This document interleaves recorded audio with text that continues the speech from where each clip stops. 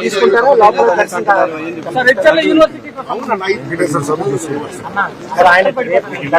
వెళ్తున్నారు.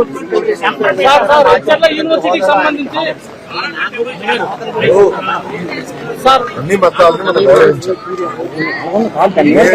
చర్చికి వెళ్తే వాళ్ళ విధి విధానాలు నేను పాటిస్తాను. మసీదుకి వెళ్తే వాళ్ళ విధి విధానాలు నేను పాటిస్తాను. గుడికి వెళ్తే విధి విధానాలు పాటిస్తాను.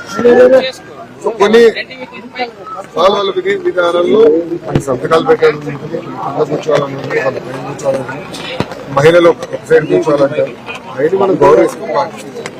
అది మాజీ ముఖ్యమంత్రి గారు 800 ఎమ్మెల్యే గారు కూడా పాటిస్తే బాగుంటుందని లడ్డు వివాదం నేపథ్యంలో ఆయన మాత్రం దీక్ష రూపంలో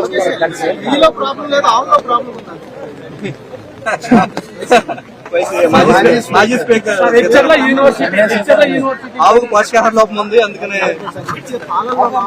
దానికి నేను ఎలా సమాధానం చెప్పుకుంటున్నాను అంటే ఆయన ఒప్పుకుంటున్నారా? దయచేసి మీడియా మిత్రులు అందరూ అడగవచ్చు. అదే మాజీ స్పీకర్ గారు ఒప్పుకుంటున్నారా కల్తీ జరిగిందని సూటిగా ప్రశ్నిస్తున్నాను. ఇప్పుడు మీడియా మిత్రులందరూ కూడా తెలుసు, మీరు కూడా 5 సంవత్సరాలు తిరుమలకి వెళ్ళినారు.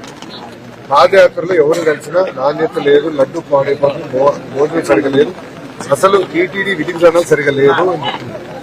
నిన్న మొన్న కూడా వీడియోలు పెట్టారు. వైవి సుబ్బారెడ్డి గారు అన్ని పెంచుదాం, అన్ని ఫీజు పెంచుదాం,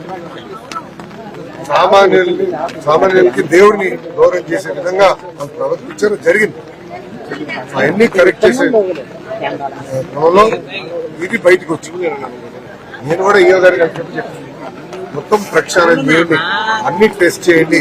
ఎందుకంటే గతంలో అనేక ఆరోపణలు వచ్చినాయి. నేను పాదయాత్రలో మీరు చూస్తే నేను ట్వీట్ కూడా పెట్టాను దాని గురించి. పాదయాత్రలో నేను ట్వీట్ పెట్టాను. అందరూ వచ్చి నాకు కంప్లైంట్ చేస్తారు, సరికాదు, దేవుడి జోలికి వెళ్ళొద్దు స్వామి అని చెప్పి. ఏమైందో ప్రజలే చూస్తారు, ప్రజలే